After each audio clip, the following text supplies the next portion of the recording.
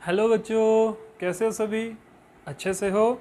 जैसा कि आपको पता है हम स्टडी कर रहे हैं kinematics unit number 3 class 11 physics का। और आज का जो लेक्चर है काफ़ी हेल्पफुल रहेगा आपके जितने भी कंसेप्ट हैं उनको क्लियर करने के लिए। अभी भी जिन बच्चों के क्वेश्चंस हैं और रिलेटेड टू काइनामेटिक्स जो टॉपिक हमने इससे पहले डिस्कस किए हैं तो वो मुझे प्लीज़ पूछ सकते हो क्वेश्चन फ्रीली, आपको कोई टेंशन की ज़रूरत नहीं है। अगर मुझे टेंशन नहीं तो आपको किसकी टेंशन होगी। तो चलो बच्चों, आज हम अपना अच्छा लेक्चर स्टार्ट करते हैं। ब्यूटीफुल लेक्चर है, फिजिक्स होती ही ब्यूटीफुल है बच्चों। तो ब्यूटीफुल चीज़ सारों को अच्छी लगती है, इसलिए मुझे फिजिक्स अच्छी लगती है। पता नहीं आपको क्या अच्छा लगता होगा। तो चलिए स्टडी करते हैं डिस्टेंस एंड डिस्प्लेसमेंट। तो बच्चों, डिस्टेंस एंड डिस्प्लेसमेंट स्टार्ट करने से पहले हमें दो क्वांटिटीज़ के बारे में पता होना चाहिए। स्केलर क्या होता है एंड वेक्टर क्वांटिटीज़ क्या होती है।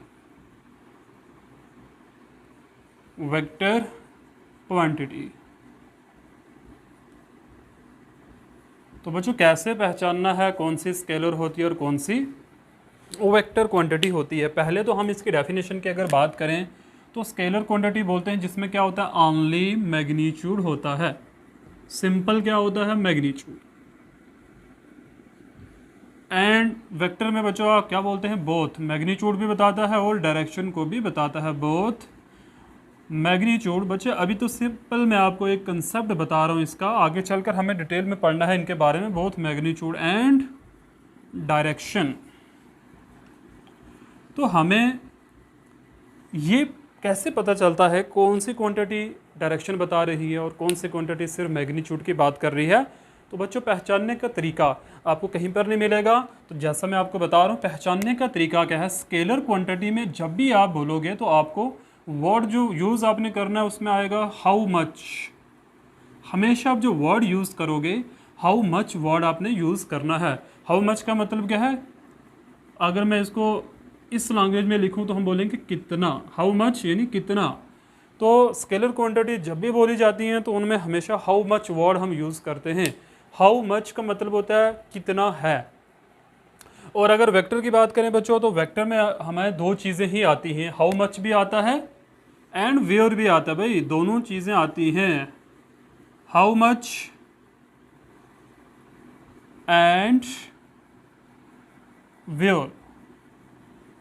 इसमें दो चीज़ें आती हैं। मैं अभी आपको इसकी एग्जांपल भी दूंगा, बोलने का तरीका मैं आपको बताऊंगा। फॉर एग्जांपल बच्चों, मैं क्वांटिटी की बात करता हूँ, मान लो मैं मास की बात कर रहा हूँ। अब मुझे ये जानना है कि मास स्केलर है या वेक्टर है। तो जब कभी भी हम बच्चे शॉपकीपर के ऊपर जाते हैं, शॉप के ऊपर जाते हैं, शॉपकीपर से सामान लेने के लिए, मान लो आपने वहाँ से कोई चीज़ खरीदी है, आपने राइस खरीदा है। राइस आप जब वहाँ से बच्चों खरीदोगे तो आपने क्या कहना है शॉप कीपर को, मुझे कितना राइस चाहिए। तो जो कितना वर्ड है यानी हाउ मच, तो ये किसको बताता है, ये स्केलर है या वेक्टर। तो मैंने आपको रूल बता दिया कि स्केलर क्वांटिटी में जो वर्ड हम यूज़ करते हैं वो होता है हाउ मच का। तो बच्चे अच्छे से मैं आपको समझाता हूँ। मैं भी स्केलर की बात करता हूँ, वेक्टर हम इसके बाद में एग्जाम्पल पहले आपको देता हूँ इसकी अच्छी सी। अभी हमने मास की बात करी है। मास के अंदर आपने देखा कि जो वर्ड यूज़ होता है कितना, पर इतना केजी चाहिए, 2 केजी चाहिए, 4 केजी चाहिए। शॉपकीपर आपको पूछा ना कितना केजी चाहिए, तो इट मीन्स मास जो है, ये तो आपको पता ही हम केजी में मेज़र बच्चे करते हैं। और मास जब मेज़र करने की बात आती है तो हम इसको क्या बोलते हैं, हमें कितना केजी चाहिए। तो हमें बोलते हैं how much. How much word आया ना, यानी कितना आपको चाहिए। तो जो मैंने रूल बनाया है स्केलर क्वांटिटी के लिए वो आपने देख लिया कि स्केलर क्वांटिटी में जब यह वर्ड आ जाएगा तो वो स्केलर होगी, यानी मास। किसी भी क्वांटिटी में जब वर्ड कितना यूज़ होगा तो हम क्या बोलेंगे, वो क्वांटिटी क्या बच्चों, स्केलर क्वांटिटी होती है। तो ये हमारे पास क्या है, स्केलर क्वांटिटी। अच्छे से समझ में आया। अभी चलो नेक्स्ट एग्जाम्पल हम बात कर लेते हैं बच्चों। हमारे पास एक और एग्जाम्पल है, मान लो टाइम है भाई। अगर हम टाइम की बात करें, आपसे कोई अगर कोई भी ह्यूमन बीइंग हो सकता है बच्चे, जानवर तो टाइम पूछते नहीं हैं। तो अगर कोई आपसे कोई भी इंसान टाइम पूछता है तो आपको बोला कितना टाइम हुआ है, 3:30 हुए हैं, 12 बजे हैं, 4 बजे हैं, कितना टाइम हुआ है। तो बच्चे देखो यहाँ टाइम को बोलने में ही क्या वर्ड यूज़ है, कितना। तो जो बच्चे कितना वर्ड जो है वो हमें क्या बताता है, ये जो कितना आ रहा है ना, कितना टाइम हुआ है भाई, कितना टाइम हुआ है। तो ये किस चीज़ को बताता है भाई, ये बताता है कि टाइम हमारे पास क्या है, एक स्केलर क्वांटिटी होगी, बिकॉज हमने स्केलर क्वांटिटी के लिए जो रूल बनाया है वो रूल आपको याद रखना है। तो ये बच्चे कौन सी क्वांटिटी होगी? स्केलर क्वांटिटी होगी। और ढेर सारी एग्जांपल है बच्चे हमारे पास स्केलर क्वांटिटीज़ की, जैसे मास है हमारे पास, टाइम हो गया। ये तो मैंने कुछ ही एग्जांपल बच्चे दिए हैं आपको, there are lot of examples ना। जैसे अगर लेंथ, डिस्टेंस की बात करें बच्चे, जो डिस्टेंस हमारे पास है वो भी क्या है? स्केलर क्वांटिटी है। क्योंकि जब भी डिस्टेंस की बात आती है तो हमेशा क्या बोलते हैं? कितना किलोमीटर है भाई, आपने यहाँ से जम्मू जाना है, कितना किलोमीटर जाना है भाई। तो डिस्टेंस बच्चे देखो, हमने टॉपिक था वो भी आ गया, तो डिस्टेंस यहीं से पता चल जाता है। डिस्टेंस बोलने में ही आता है कितना किलोमीटर है, कितनी लेंथ है। तो डिस्टेंस एक्चुअल में लेंथ होती है। तो बच्चे ये भी एक स्केलर क्वांटिटी है हमारे पास। तो पहचानना इजी है कि जब बोलने के अंदर ही हमें जो वर्ड्स बता देते हैं ये स्केलर है या वेक्टर क्वांटिटी होने वाली है। ओके, आई होप अच्छे से स्केलर क्वांटिटी का कंसेप्ट आपके दिमाग में बैठ गया होगा। तो चलिए बच्चे, वेक्टर के मैंने रूल बनाए थे उनको भी अप्लाई कर लेते हैं अभी। वेक्टर्स, वेक्टर क्वांटिटी बच्चे जो होती हैं, वेक्टर्स अलग है और वेक्टर क्वांटिटी अलग है। इन दोनों में आपने थोड़ा सा डिफ्रेंशिएट करना है बच्चे। क्वांटिटी वो होती हैं जिनको हम मेज़र कर सकते हैं, बिकॉज मैंने आपको सेकंड यूनिट के अंदर ही इसकी डेफिनेशन लिखाई थी क्वांटिटी। तो बच्चे हम अभी वेक्टर्स की बात करने वाले हैं। वेक्टर्स रूल बनाया हमने वेक्टर में, हाउ मच एंड वेयर, दो वर्ड्स यूज़ करेंगे हम, कितना है और किधर है, यानी कितना एंड किधर। बच्चे देखो, अभी वेक्टर्स के लिए रूल बन गया, कितना मैग्नीट्यूड बताता है, किधर डायरेक्शन बताता है। सिंपल सी बात है भाई, कितना वर्ड बच्चे क्या बताता है हमें? मैग्नीट्यूड के बारे में हमें बताता है। और किधर क्या बताता है भाई? डायरेक्शन है। फॉर एग्जाम्पल बच्चे, चलो इसकी भी एग्जाम्पल लेते हैं हम वेक्टर क्वांटिटीज़ की। मान लो मेरे पास एक वेक्टर क्वांटिटी है फोर्स की, हम बात कर लेते हैं। फोर्स है भाई, मैंने बोला भाई फोर्स लगी हुई है, मैंने बोला क्या लगी हुई है? फोर्स लगी हुई है। तो आप पूछोगे सर किधर लगी हुई है फोर्स और कितनी लगी हुई है? आए ना दो वर्ड। मैंने बोला भाई, मैंने ऑब्जेक्ट के ऊपर फोर्स लगा दी, पहला क्वेश्चन अराइज होगा कितनी फोर्स लगाई है? 3 न्यूटन, 4 न्यूटन, 10 न्यूटन, 15 न्यूटन। तो ये कितना है? तो मैग्नीट्यूड आ गया। आपका दूसरा क्वेश्चन आएगा सर किधर लगी हुई है फोर्स? भाई कौन से ऑब्जेक्ट है जिसके ऊपर फोर्स लगा रखी है आपने, किस डायरेक्शन में फोर्स लगा रखी है आपने? समझ आ रही बच्चे बात? तो फोर्स के साथ हमेशा डायरेक्शन जुड़ता ही जुड़ता है। दिमाग में ही यही आता है, जब मैं बोलूँगा फोर्स लगी हुई है, बोलोगे सर किधर लगी हुई है, किसके ऊपर लगी हुई है, कितनी लगी हुई है। तो ये जो वर्ड्स हैं किधर, कितना, ये सब बच्चे हमें वेक्टर्स के बारे में बताते हैं। तो यहाँ पर जो बोलने में हमें फोर्स आती है तो हम बच्चे क्या बोलते हैं फोर्स के लिए? हाउ मच, कितनी फोर्स है, एंड वेयर, भाई किधर लगी हुई है। तो बच्चे ये हमारे पास कौन सा रूल है? वेक्टर क्वांटिटीज़ का। ये रूल जो है वो है वेक्टर क्वांटिटीज़ का। बच्चों अच्छे से समझ में आया आपको? Vector quantities, force vector quantity होती है, रिमेंबर इट। किसने बताया हमें भाई? मैंने आपको रूल बताया, बोलने का तरीका। हम खुद बोलने से पता लगा सकते हैं कौन सी क्वांटिटी वेक्टर है और कौन सी स्केलर होती है। एक एग्जांपल बच्चे और बात कर लेते हैं। फोर्स आ गया तो एक एग्जांपल और ले लो भाई, यहाँ पर प्रेशर ले लेते हैं बच्चे। प्रेशर, प्रेशर जो होता है क्या ये वेक्टर होता है? हम बोलते हैं भाई प्रेशर अप्लाई करो, क्या करो? मैंने बच्चे आपको बोल दिया बच्चों प्रेशर अप्लाई करो। पहला क्वेश्चन आएगा सर कितना प्रेशर अप्लाई करना है? तो वो आ गया मैग्नीट्यूड। और किस डायरेक्शन में प्रेशर अप्लाई करना है भाई, किस डायरेक्शन में प्रेशर अप्लाई हो रहा है? तो वेयर की बात आ गई, किधर। तो बच्चे ये जो वर्ड्स हमें बता रहे हैं ये भी क्या है हमारे पास? How much and where. तो बच्चे ये भी हमारे पास क्या आ गई? एक वेक्टर क्वांटिटीज़ आ गई। तो बच्चे हमारे पास ढेर सारी ऐसी एग्जांपल्स हैं जो वेक्टर क्वांटिटीज़ होती हैं। Okay, there are lot of examples, there are vector quantities. तो बच्चे चलिए हम वन बाय वन करके बात करेंगे इन क्वांटिटीज़ की। जैसे अभी हमने पढ़ने जा रहे हैं डिस्टेंस और डिस्प्लेसमेंट। डिस्प्लेसमेंट वेक्टर होती है, डिस्टेंस स्केलर होती है। अब लोग सर डिस्प्लेसमेंट को रीड करके बताओ। तो बच्चों डिस्प्लेसमेंट की डेफिनेशन पहले रीड करो। डिस्प्लेसमेंट क्या होती है? Shortest distance between initial and the final position. तो पहला क्वेश्चन आएगा कितना डिस्टेंस होगा और इनिशियल और फाइनल पोजीशन के डायरेक्शन कौन सी है भाई, किस डायरेक्शन में हम जाएंगे ताकि हम शॉर्टेस्ट डिस्टेंस ट्रैवल कर लेंगे। तो बच्चे हमारे पास डिस्प्लेसमेंट भी क्या है? वेक्टर क्वांटिटीज़ होती हैं। आई होप कि अच्छे से आपको ये समझ में आया होगा। चलते हैं बच्चे आगे। नेक्स्ट हम बात करने वाले हैं वो है हमारा टॉपिक आज का डिस्टेंस एंड डिस्प्लेसमेंट। दिल थाम कर बैठिए क्योंकि बड़ा ही खूबसूरत टॉपिक आ रहा है बच्चे। आप ये लिखिए फिर हम स्टार्ट करते हैं।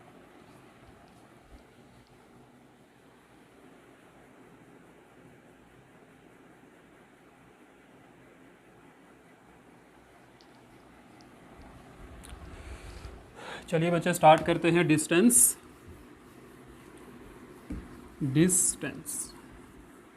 तब तक बच्चे आप जो कुछ भी आपको आता है डिस्टेंस के बारे में आप अपने माइंड में रखिए और देखिए कि कितना आप जानते थे और कितना आप नहीं जानते हो। तो चलिए बच्चे हम डिस्टेंस स्टार्ट करने जा रहे हैं। डिस्टेंस, पहले बच्चे हम इसकी डेफिनेशन की बात करेंगे। डिस्टेंस होता क्या है हमारे पास। तो डिस्टेंस स्टार्ट करने से पहले बच्चे दो बातें जानना बड़ी ही अनिवार्य हैं, यानी इम्पॉर्टेंट हैं।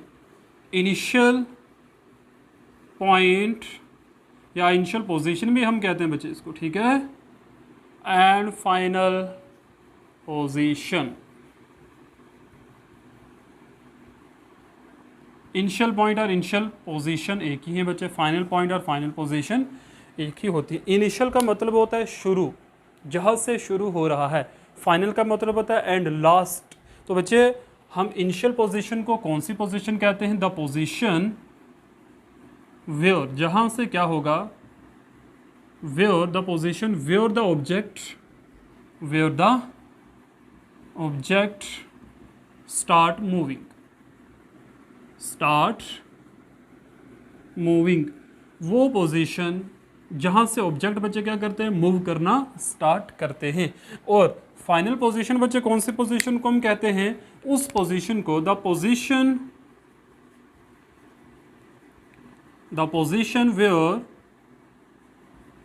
Where the object stop moving, stop हो जाते हैं, stop moving.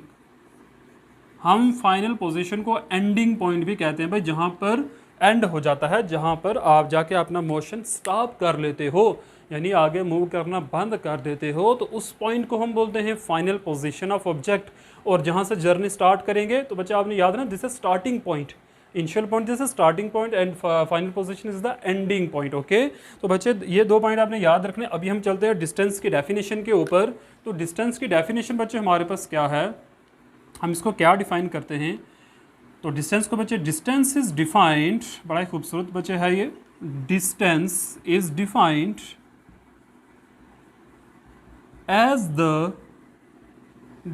distance is defined as the actual path और लेंथ भी इसको हम कहते हैं। पाथ होता है बच्चे रास्ता, और लेंथ को भी हम वही कह सकते हैं। Distance is defined as the actual मतलब बच्चे क्या, रियल में जो होगा, एक्चुअल पाथ और लेंथ ट्रावर्स्ड मुझे करो। ट्रेवर्स्ड का मतलब होता है कवर करना, या आप कह सकते हो ट्रेवल्ड भी कह सकते हो। अब यहाँ पर वर्ड ट्रावर्स्ड और ट्रेवल्ड, ओके, दोनों वर्ड बच्चे बड़े खूबसूरत हैं, आप दोनों का यहाँ पर उपयोग कर सकते हो। तो distance is defined as the actual path और लेंथ ट्रांसवर्स और travelled by an object between initial and final position. देखो बच्चे आगे ना word, initial and final position के बीच में जो लेंथ आती है, जो पाथ आता है, अगर उसी को फॉलो करता है ऑब्जेक्ट, तो हम कहेंगे ऑब्जेक्ट ने जो ट्रैवल्ड किया, जो ट्रांसवर्स बच्चे किया, उसको हम क्या बोलेंगे? वो हमारे पास क्या होगा? डिस्टेंस होगा। ओके, अभी मैं आपको एग्जांपल से भी बताता हूँ कि एक्चुअल में डिस्टेंस होता क्या है। तो आई होप के डेफिनेशन अच्छे समझ में आई। Distance is defined as the actual path और length travelled by an object between initial and final position. अगर बच्चे मैं रब कर रहा हूँ ये वाला, हमें अभी डिटेल में समझना है इसको अच्छे से। एक्चुअल पाथ का बच्चे मीनिंग क्या होगा? मान लो आपके पास इस तरीके से बच्चे एक पाथ है, this is the initial point, this is the final point, ठीक है, this is the C point. Okay बच्चे, और ये वाला पॉइंट है हमारे पास इनिशियल, और ये वाला कौन सा है? Final. Okay, this is the initial अब मुझे बताइए बच्चे, यहाँ पर आप बड़े ध्यान से देखो, एक्चुअल में जो रास्ता है, सही रास्ता जो है वो है ए से सी और सी से बी। आप में से अगर कोई स्टूडेंट क्या करता है, इस रास्ते को फॉलो करता है, इस पाथ को ए से सी और सी से बी जाता है, तो हम कहेंगे उस स्टूडेंट ने एक्चुअल में डिस्टेंस ट्रैवल किया है, डिस्टेंस कवर्ड किया है। बच्चों अच्छे से समझो इस बात को। मैंने क्या बात बोली है, अगर आप में से कोई स्टूडेंट इस रास्ते पर फॉलो होके जाता है ए से सी और सी से B, because this is the actual path between A and B, तो अगर इस पाथ को फॉलो करता है जो ओरिजिनल रास्ता है बच्चे, तो उसको हम क्या कहेंगे भाई, ये हो जाएगा डिस्टेंस। बच्चे देखो डेली लाइफ की एग्जांपल भी ऐसी है, बहुत लोगों को शॉर्टकट मारने के बड़ी शौक होते हैं। मान लो यहाँ से आपने कहीं जाना है, बीच में शॉर्टकट रास्ते, तो अगर शॉर्टकट पे चले जाओगे तो फिर डिस्टेंस नहीं होगा। एक्चुअल में मान लो यहाँ से रोड जो जम्मू जाने वाली है, दो रास्ते आपके, यहाँ से एक वाया निशारा है, दूसरा कालाकोट से भी आप जा सकते हो बच्चे। तो अगर आपको जम्मू जाना है तो there are two path, this actual two paths ना। बट अगर आप इसमें से शॉर्टकट रास्ता अप्लाई कर देते हो, काफ़ी सारे लिंक रोड होते हैं बीच में शॉर्टकट के, अगर आप उस पर चले जाते हो, this is not a actual path followed by you, because आपने शॉर्टेस्ट डिस्टेंस बच्चे वहाँ पर आपने देखा है, एक्चुअल पाथ पर आप चले नहीं। अगर आप एक्चुअल पाथ पर ट्रैवल होके जाओ तो हम बोलेंगे आपने डिस्टेंस कवर्ड किया, अब डिस्टेंस है। बट अगर ऐसा आप नहीं करते तो उसको हम डिस्टेंस नहीं कहते, बाद में बताएंगे उसको हम क्या कहते हैं। जब कभी आप ऐसा शॉर्टकट चलते हो तो बच्चे मेरी तो आपको यही सलाह, शॉर्टकट मत किया करो, शॉर्टकट से इंसान ख़राब हो जाता है। तो do not follow the shortcut path, हमेशा शॉर्टकट जो है वो लॉन्ग कट की तरफ चले जाते हैं। ओके, तो चलिए कोई बात नहीं बच्चे, आपकी अपनी मर्ज़ी है, आप जो मर्ज़ी करो। बट मेरी एक अच्छी सलाह है आपको, ज़िंदगी में कभी, जैसे वो मूवी ही है ना फिर हेरा फेरी वाली बच्चे, तो उसमें कहते हैं कि डबल करना है पैसा, दिन और रात में हम अमीर शॉर्टेस्ट पाथ, तो शॉर्टेस्ट होता तो बड़ा इजी है लेकिन बड़े दूर इंसान को पहुँचाता है। तो बच्चे कोई बात नहीं, देखो अभी हमने एग्जाम्पल की बात करी यहाँ पर, if object moves from A to C and C to B, अगर बच्चे ऑब्जेक्ट को इस बात पर फॉलो करता है, इफ़ ऑब्जेक्ट मूव्स, ऐसा बच्चे हमने if object followed path from A to C, move from A to C and C to B, it's okay, from A to C and C to B, then we say object traveled some distance, traveled ऐसे बोलते हैं बच्चे, then we say object traveled the length, जो length वो चला है इस दौरान ए टू सी और सी से बी तक आने के लिए, तो जो लेंथ वो चला उससे बच्चे हम क्या कहेंगे, is known as distance. Okay, तो बच्चे आप याद रख सकते हो, ये मेरे एग्जांपल एक दे दिया आपको, अगर इस तरीके से वो चलकर जाएगा तो हम क्या कहेंगे, उसने एक डिस्टेंस ट्रैवल किया है बच्चों। ठीक है, अभी हम क्या करते हैं, डिस्टेंस में ना हम कोई डायरेक्शन नहीं बताते, अपने किस डायरेक्शन में जाना, जो सही रास्ता है वहीं पर चलते रहो, मंजिल तक पहुंच जाओगे। ठीक है बच्चे, तो ये एग्जांपल थी हमारे पास, ए से सी और सी से बी अगर कोई ऑब्जेक्ट आता है बच्चे, हमने भी ज़िंदगी में बड़े शॉर्टकट पाथ फॉलो करते हैं। हम जब जल्दी जाना होता है तो चलो रास्ता थोड़ा सा ईजी है, पैदल अगर जाना हो कहीं पर तो हम रोड वाला रास्ता लंबा होता है, हम दूसरे रास्ते पर चले जाते हैं, तो जो रोड वाला रास्ता था वो हमारा डिस्टेंस था, जो हम दूसरे रास्ते पर चले वो कुछ और होगा। बट हम भी अक्सर ऐसा करते रहते हैं, तो डेली लाइफ की एग्जांपल्स हैं। तो बच्चे चलिए कुछ प्रॉपर्टीज़ हम इसके रिलेटेड डिस्कस कर लेते हैं, डिस्टेंस के रिलेटेड। आई होप कि आपको अच्छे समझ में आई होगी एग्जांपल। तो चलिए मैं इसको रब करता हूँ अब। अच्छा, अब पहले बात हम बच्चे हम करते हैं, डिस्टेंस जो होता है this is a vector or a scalar quantity. तो पहले ही मैंने आपको बताया बच्चे, it is a scalar quantity, ये क्या है, एक स्केलर क्वांटिटी है हमारे पास। Okay, number second, distance can be zero भी हो सकता है और पॉजिटिव भी हो सकता है, बट लेकिन क्या नहीं हो सकता, but it can not be negative, लेकिन कभी भी ये नेगेटिव नहीं हो सकता, but it can not be negative, remember it. Okay बच्चे, ज़ीरो कैसे होता है भाई, अगर अपना वो जर्नी स्टार्ट ही नहीं करता है तो रेस्ट में है तो डिस्टेंस ज़ीरो ही रहेगा। पॉजिटिव होता है बच्चे जब कभी वो मूव करेगा, जब कभी भी वो मूव करेगा डिस्टेंस इज ऑलवेज पॉजिटिव। और ज़ीरो का बच्चे कंडीशन क्या है, ज़ीरो कब होता है, व्हेन ऑब्जेक्ट नॉट मूव, जब ऑब्जेक्ट मूव ही नहीं कर रहा। In any condition if object moves then the distance is positive. तो बच्चे आपको याद रखना है। ठीक है, अभी चलते हैं हम थर्ड के ऊपर। थर्ड प्रॉपर्टी बच्चे इसकी क्या रहेगी, यूनिट्स की अगर हम बात करें, यूनिट ऑफ डिस्टेंस क्या होते हैं? तो याद रखना डिस्टेंस एक्चुअल में लेंथ होती है, तो लेंथ के यूनिट जो है एसआई यूनिट वो मीटर होते हैं बच्चों। ओके, रिमेंबर इट, मीटर होते हैं। और बच्चे ये कुछ बातें हैं डिस्टेंस का रिलेटेड जो मैंने यहाँ पर डिस्कस करी हैं। स्केलर क्वांटिटी होती है जो आपको नहीं पता था, ज़ीरो होती है। तो बच्चे ज़ीरो की कंडीशन क्या है देख लो, मैं यहाँ पर आपको ज़ीरो की कंडीशन बता देता हूँ। ज़ीरो और पॉजिटिव की कंडीशन मैं आपको बता देता हूँ कि ज़ीरो कब होगा। तो ज़ीरो होने की कंडीशन क्या है? When object does not move. जब ऑब्जेक्ट मूव ही नहीं करेगा भाई, अपनी जर्नी को स्टार्ट ही नहीं करेगा, तो वो ज़ीरो ही रहेगा डिस्टेंस। और दूसरा बच्चे पॉजिटिव कब होगा? When object move. जब कभी भी ऑब्जेक्ट चलेगा तो बच्चे हम क्या कहेंगे? When object moves. जब कभी भी ऑब्जेक्ट मूव करेगा तो हम क्या कहेंगे? डिस्टेंस इज पॉजिटिव होगा। तो आई होप कि बच्चे आपको डिस्टेंस अच्छे से क्लियर हुआ होगा। मैंने बड़े अच्छे से डीप में आपको समझाया बच्चे। अभी चलते हैं हम नेक्स्ट डिस्प्लेसमेंट की बात करते हैं। This is very very important. तो चलिए बच्चे, हम डिस्टेंस हो गया हमारा, अभी हम डिस्प्लेसमेंट की बात करने वाले हैं। अगर इसके रिलेटेड आपके मन में कोई भी क्वेश्चन है तो प्लीज़ आप मुझे पूछ सकते हो। ओके, तो बच्चे हम बात करने वाले हैं अभी डिस्प्लेसमेंट की।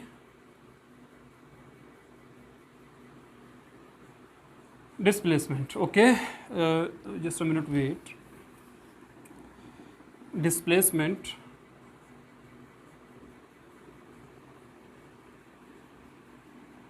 तो बच्चे डिस्प्लेसमेंट जो है वर्ड ही खुद बताता है। डिस का मतलब खिसक जाना। लोगों को डिस्क भी हो जाती है बच्चे कभी कभी ना, ऐसा भी अब याद रख सकते हो। डिस्क हो गया भाई, डिस्प्लेसमेंट हो जाना, डिस्क का निकलना प्लेस से और फिर क्या हो जाना बच्चे? उसका मेंट हो जाना। दैट्स अ जोक बच्चे, ठीक है। एक्चुअल में डिस्प्लेसमेंट क्या है? एक ये हमारे पास फिजिक्स के अंदर एक क्वांटिटी होती है, ये भी एक लेंथ ही होती है बच्चे। अब कौन सी लेंथ को बच्चे हम डिस्प्लेसमेंट कहते हैं भाई? ये बच्चे आपने याद रखना है, कौन सी हम लेंथ को क्या कहते हैं? डिस्प्लेसमेंट कहते हैं बच्चे। तो रिमेंबर इट, आपने याद रखना है इनिशियल एंड फाइनल पोजीशन में सबसे छोटा पाथ जो होगा, सबसे छोटा रास्ता जो होगा, वही आपकी डिस्प्लेसमेंट होती है। तो सबसे पहले बच्चे इसकी डेफिनेशन की हम बात कर लेते हैं। अच्छा, डिस्प्लेसमेंट को हम क्या डिफाइन करेंगे बच्चे? Displacement is defined, what is defined? Defined is the shortest path between, या पाथ की जगह बच्चे हम डिस्टेंस भी कहते हैं, ठीक है ना। शॉर्टेस्ट डिस्टेंस भी हम कहते हैं, शॉर्टेस्ट डिस्टेंस भी हम कहते हैं। ओके, तो क्या कहेंगे? Displacement is defined as the shortest path or distance between initial and final position. Displacement बच्चे एक्चुअल में क्या है? शॉर्टेस्ट पाथ लेंथ को हम कहते हैं, शॉर्टेस्ट डिस्टेंस को बच्चे हम कहते हैं between initial and final position के बीच में। अगर ऐसा है तो हम बच्चे क्या कहेंगे? हमारी जो है जो डिस्टेंस हुआ है, यानी सिंपल बच्चे इतना याद रखो, शॉर्टेस्ट डिस्टेंस को हम डिस्प्लेसमेंट कहते हैं इनिशियल और फाइनल पोजीशन के बीच में जो बच्चे होता है, ठीक है। तो ये बड़ा ही ईजी है। हम एक्चुअल में ना डिस्प्लेसमेंट को ऐसे भी डिफाइन करते हैं बच्चे कि डिस्प्लेसमेंट एक्चुअल में डिस्टेंस होता है इन अ गिवन डायरेक्शन। यानी जब हम क्यों डायरेक्शन की बात करेंगे, डायरेक्शन बच्चे होती ही स्ट्रेट पाथ में होती है, ठीक है ना। हमेशा स्ट्रेट, जब डायरेक्शन चेंज होगी तो पाथ भी चेंज ही हो जाता है। तो सर्टन डायरेक्शन के अंदर मान लो एक स्ट्रेट डायरेक्शन में जा रहे हैं, तो जैसे डायरेक्शन बोले टर्न कर गया तो डायरेक्शन बदल जाएगी। तो बच्चा आपने याद रखना डिस्प्लेसमेंट डिस्टेंस ही होता है, लेकिन कौन सा डिस्टेंस? सबसे छोटा distance between initial and the final position. तो बच्चे अभी मैंने जो डायग्राम बनाई थी उस डायग्राम को मैं दोबारा ड्रा कर रहा हूँ एग्जाम्पल के तौर पर, आप देख लो इसको। एक्चुअली हमारे पास A is the initial point, B is the final point और सी बच्चे यहाँ पर क्या था? मिड पॉइंट हमारे पास। मान लो यहाँ से जम्मू जाना है, रजौरी से, this is the Rajouri, this is the Sundarbani, this is the Jammu. Okay बच्चे, अब आपने क्या करना है? यहाँ पर देखना है इनिशियल पॉइंट और फाइनल पॉइंट में सबसे छोटा रास्ता कौन सा है। यहाँ पर बच्चे देखो आप, ये है हमारे पास इनिशियल पोजीशन और ये वाली बच्चे हमारे पास क्या है? Final position. अभी बच्चे आप देखो, ए और बी यानी इनिशियल और फाइनल पोजीशन के बीच में सबसे छोटा रास्ता कौन सा है, तो मैं अगर बच्चे मैं ये बात कहूँ तो गलत ना होगी कि आप ए से बी तक एक स्ट्रेट लाइन बना लो। वो जो स्ट्रेट लाइन आपकी बनेगी वही बच्चे आपकी क्या होगी, डिस्प्लेसमेंट होगी। बिकॉज इससे छोटा रास्ता तो यहाँ पर है ही कोई नहीं है भाई। ए से बी तक जाने के हज़ारों रास्ते बच्चे हो सकते हैं, लेकिन सबसे छोटा रास्ता ये वाला होगा। इससे छोटा रास्ता यहाँ पर नहीं हो सकता। तो हम क्या कहेंगे बच्चे एग्जाम्पल में, in the given figure, in the figure की अगर बच्चे हम बात करें तो यहाँ पर डिस्प्लेसमेंट क्या होगी बच्चे, displacement between A and B बच्चे क्या होगी, ए और बी के बीच में डिस्प्लेसमेंट क्या होगी, is the distance from A to B, from A to B. यानी हमने सी को फॉलो नहीं करना, डायरेक्ट ए से अगर बी चले जाते हैं बच्चे तो हमारा जो है यही क्या कहलाएगी, डिस्प्लेसमेंट कहलाएगी। इसको बच्चे देखो डिस्प्लेसमेंट को हम एक और तरीके से भी डिफाइन करते हैं। एक्चुअल में ये एक परपेंडिकुलर डिस्टेंस होता है इनिशियल और फाइनल पोजीशन के बीच में, वही हमारा बच्चे क्या है, डिस्प्लेसमेंट होती है। तो मैं ये बात भी यहाँ पर मैंशन कर देते हैं। आई होप कि आपको पहले ये तो पता चला होगा कि डिस्प्लेसमेंट क्या है ए और बी के बीच में। तो ए से बी जो डायरेक्ट पाथ है बच्चे आपका, तो इसको मैं लिखूंगा कैसे, इसको लिखने का बच्चे तरीका ये होता है, डिस्प्लेसमेंट को हमारे पास यहाँ जो डिस्प्लेसमेंट होगी उसको मैं इस तरीके से मेंशन करूँगा, ए बी, इसके ऊपर बच्चे एक वेक्टर हम सिंबल डाल देते हैं। अभी आपको पता चल ही गया होगा कि वेक्टर सिंबल है तो इट मीन्स डिस्प्लेसमेंट एक वेक्टर क्वांटिटी होने वाली है। ठीक है, तो बच्चे इसको मैं रब कर रहा हूँ। अब ये फिगर अच्छे से बना लेना।